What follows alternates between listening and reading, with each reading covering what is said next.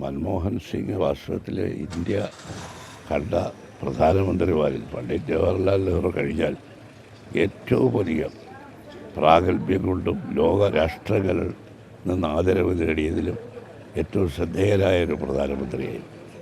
അദ്ദേഹം ഒരു സാമ്പത്തിക വിദഗ്ധൻ എന്ന നിലയ്ക്ക് ഇന്ത്യയുടെ സമ്പദ് വ്യവസ്ഥയെ ശക്തിപ്പെടുത്തിയത് യഥാർത്ഥത്തിൽ ഡോക്ടർ മൻമോഹൻ സിംഗാണ്. ധനകാര്യമന്ത്രിയായിരുന്നു. അതിനു മുമ്പ് അദ്ദേഹം റിസർവ് ബാങ്ക് ഗവർണർ. അദ്ദേഹത്തിൻ്റെ ഒരു ബാക്ക്ഗ്രൗണ്ട് എന്ന് പറയുന്നത് ലോകത്ത് മുഴുവനുമുള്ള സാമ്പത്തിക വിദഗ്ധന്മാരെടുത്താൽ ഡോക്ടർ മൻമോഹൻ സിംഗിനെ പോലെ മറ്റൊരാളില്ല. ഇന്ത്യയുടെ സമ്പദ് വ്യവസ്ഥ ശക്തിപ്പെടുത്തുമ്പോൾ നമ്മളെല്ലാവരും കണ്ടതാണ്. അമേരിക്കയിലെ മുഴുവൻ ബാങ്കുകളും തകർന്നപ്പോൾ ഇന്ത്യയിലെ പൊതുമേഖലാ ബാങ്കുകളെല്ലാം അതിശക്തമായ ആ തകർച്ചയിൽ നിന്ന് നമുക്ക് രക്ഷപ്പെടാൻ കഴിഞ്ഞത് ഇദ്ദേഹത്തിൻ്റെ ദീർഘവീക്ഷണത്തോടു കൂടിയുള്ള പ്രവർത്തനങ്ങളാണ്. ഞാൻ കേട്ടിട്ടുണ്ട് സൗദി അറേബ്യ സന്ദർശിച്ചപ്പോൾ ഡോക്ടർ മൻമോഹൻ സിംഗിനോട് അവിടുത്തെ രാജാവ് ആവശ്യപ്പെട്ടത്, അങ്ങയുടെ ചികിത്സ ഞങ്ങൾക്ക് ആവശ്യമാണ്.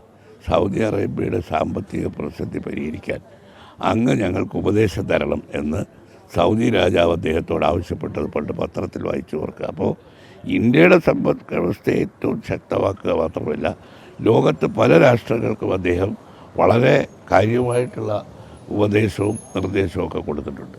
മാത്രമല്ല, ഇന്ത്യയുടെ പുരോഗതിയിൽ ഈ 10 വർഷം അദ്ദേഹം ഭരിച്ചു എന്നുള്ളത് തന്നെ അദ്ദേഹത്തിൻ്റെ പ്രാഗൽഭ്യത്തിന് കിട്ടിയ ഒരു അംഗീകാരമാണ്.